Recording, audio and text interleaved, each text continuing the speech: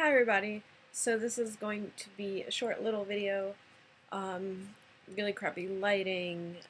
It's like 1 in the morning. So I just finished the book, so I want to do this video before it's not up here anymore. And I've slept and then I forget. Okay, so I just finished Vesper by Sampson, and oh my god.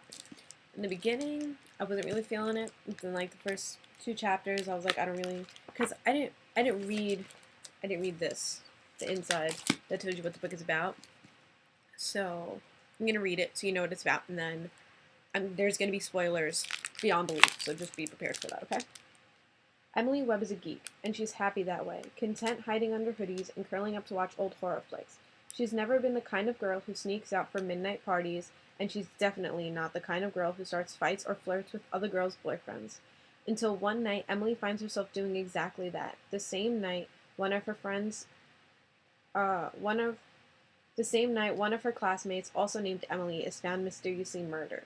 The thing is, Emily doesn't know why she's doing any of this. By day, she's the same old boring Emily, but by night, she turns into a thrill seeker. With every nightfall, Emily gets wilder until it's no longer just her personality that changes. Her body can do things it could never do before. Emily is now strong, fast, and utterly fearless. And soon, Emily realizes that she's not just coming out of her shell. There's something much bigger going on. Is she bewitched by the soul of another murdered Emily, or is Emily Webb becoming something else entirely, something not human? As Emily hunts for answers, she finds out that only she's not the only one this is happening to. Some of her classmates are changing as well. Who is turning these teens into monsters, and how many people will they kill to get what they want? Vesper by Sampson. Okay, this is fantastic. Oh my god. Emily Webb is like my new favorite person because she's like me. She's such a geek. Her books are like the world to her. She doesn't let, like, she loves watching movies. I'm not really a movie person. I'm more of a book person. Unless the movie's based off the book, then I'm in love. Um, but like her books are treasured. She has them set up a certain way. She's always on the computer. She's home. She doesn't go out. She doesn't do crazy things, which is just like me. I don't do crazy things. I stay home on a Friday night, Saturday night, any night of the week. I'm usually home unless I'm sleeping at somebody else's house doing the same thing I'm doing when I'm home. Spoilers. Do not watch past this point if you have not read the book, because I don't want to hear you guys bitching in the comments that I spoiled the book for you. Okay? That clear line? You choose to watch the rest of this video, that's on you. Not on me, that's on you. Okay. Glad we got that going. They have these little interviews, which, if you read the book, you know what I'm talking about. If you're just reading it because you want spoilers, then that sucks for you. But, oh my god, where's the interview? Here, like this, the interviews. I loved these. I love them, but at the same time, I hated them because I had no idea why they were putting these, why they were putting these in here, because they didn't tell you. It didn't come full circle until the very last couple pages. You didn't find out what was going on, and, well, you obviously figure out what's going on as the book goes.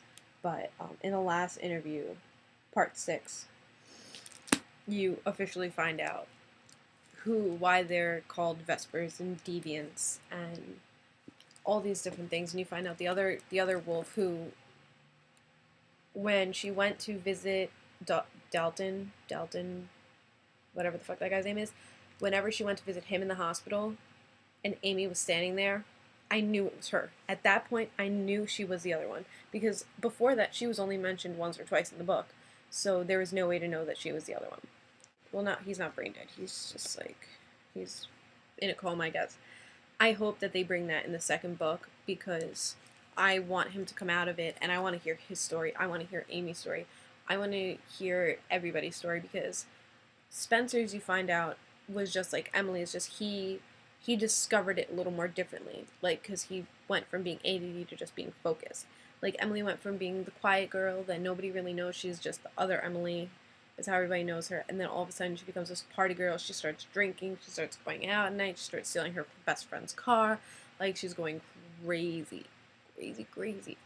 So I really want to hear it from somebody else's point of view, so I'm really hoping they'll do that, or they'll do a side book Like in Twilight, they did the Bree story, and it's like I really like those sub books that give you more information, and they make it so much better because you're like the sub book, like if you it stays from Emily's point of view just to them escaping wherever they were, the facility, the bio place, whatever, and then they finish the story.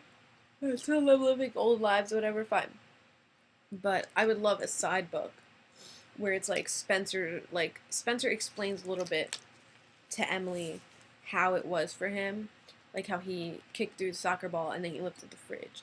But I would love to like see it from his point of view. Maybe do like 2 or 3 chapters of him figuring out, or like another 2 chapters of Amy figuring it out, or obviously be maybe like 5 chapters per person.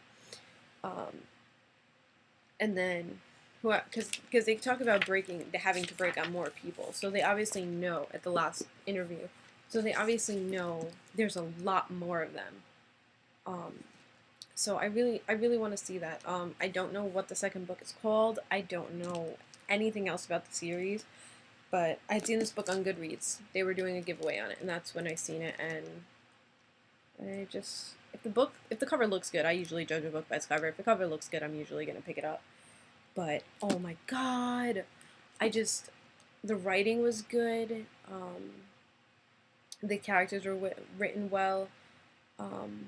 I kind of thought it was funny how Emily drugged Megan and gave her the sleeping pill. I really thought that there was going to be more conflict there with nighttime Emily and her like explain it to her like afterwards. Like at the end, she was like, "I'm not going to tell her."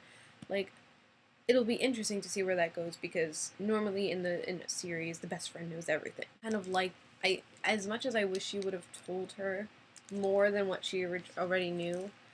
Um, I'm glad she doesn't know because it'll make for good conflict when she's running out at night being a wolf and doing all these crazy things, but yet Megan's like, "What's wrong with you? Like, where are you going? Where are you disappearing to?" I also did not expect the wolf twist. Can I just say that? I'm just reading and then she's talking about turning into a wolf and I'm like, "What? No. I didn't know this book was about wolves too. Holy shit." Like, I did not expect it at all. It literally came out of nowhere. I don't know if maybe I just didn't pick up on it. Like, the scent thing, I just figure her senses are heightened because she's jumping over buildings and she can push dumpsters and she can do this and she can do that. I didn't pick up on the wolf part of it until then, when she said she changed in the city. I didn't realize that she changed at the night of the party when she ran after him. I must have been half asleep when I was reading that part because I didn't catch that she changed into a wolf then. I missed that part completely. I honestly missed it.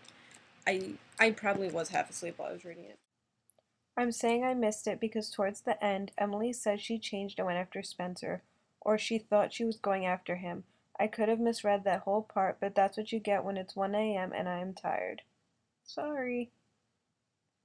Oh my god. It was amazing. I love it. I love it. Read this book. Read this book. It'll change your life. Probably not. It probably won't change your life. But I'm just coming off that book high where I'm just like, "Oh, I finished it. It was great. It was the best book I've ever read." And then I'm going to go read Bloodlines by Michelle Reed, and I'm probably going to say the same thing. This book, read it. Tell me what you think about it. If you watch this whole thing, and you read the book, and you didn't read the book, I hope hearing the spoilers will make you want to read it. Because it's good. The interviews are kind of funny. The interviewer guy, Mr. What's-His-Face. I don't remember his name. Mr. S. He's a funny guy. The way him and Emily interact are really funny. But I'm gonna go now because it is 1 in the morning. I'm really tired. And I don't seem tired, but I am very tired. No. Not a planned yawn, I promise. But I'm gonna go because it's really late. I have to go bring my books back to the library tomorrow. So I will see you guys soon. Bye. Happy reading.